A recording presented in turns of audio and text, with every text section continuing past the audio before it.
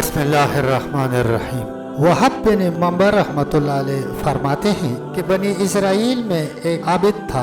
शैतान ने उसे बहकाना चाहा मगर कामयाब न हुआ। आबिद एक दिन कहीं बाहर गया। शैतान भी उसकी ताक में उसके साथ हो लिया कि शायद कोई मौका मिले।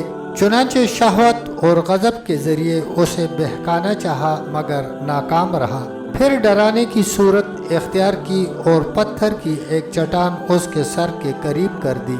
आबिद ने अल्लाह का नाम लिया और वो दूर हट गई। फिर ये शेर और दरिंदों की शक्लों में जाहिर होने लगा मगर आबिद अल्लाह के जिक्र में लगा रहा और इधर उधर ध्यान तक न किया। फिर उसने शाम की शक्ल बनाई। आबिद नमाज पढ़ता था। ये उसके पाँव से लिपटने लगा हत्ता कि जिस्म पर से होता हुआ सर तक पहुंच गया। वो सजदा का इरादा करता, ये उसके चेहरे पर लिपट जाता।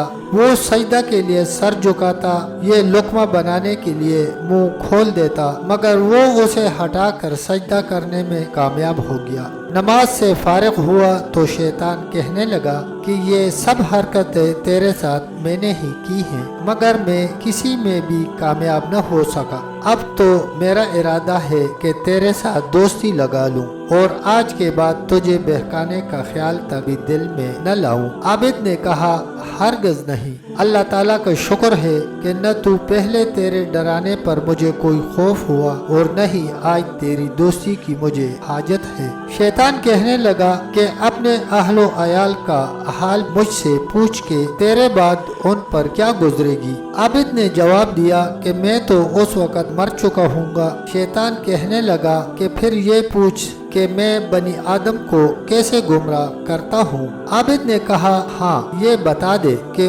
उन्हें गुमराह करने में तू कैसे कामयाब होता है। कहने लगा, 3 चीजों से, बुखल से, गुस्सा से और मदहोशी से।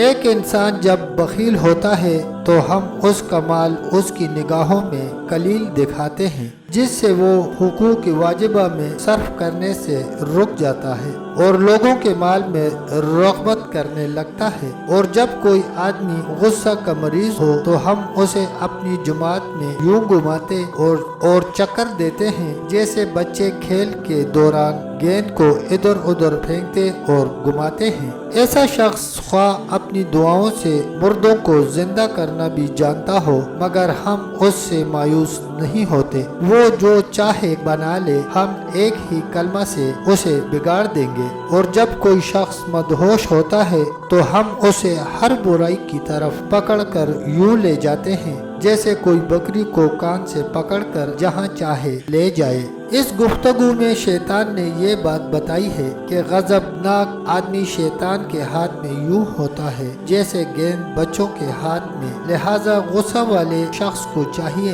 कि वो सब्र व तहम्मुल से काम ले ताकि शैतान के हाथों असीर न हो और वो उसके आमाल को ज़ाया करके न रख दे। तब तक दोस्तों नहीं मिलते हैं एक अगली वीडियो के साथ। तब तक के लिए अल्लाह हाफिज, अल्लाह निगहबान।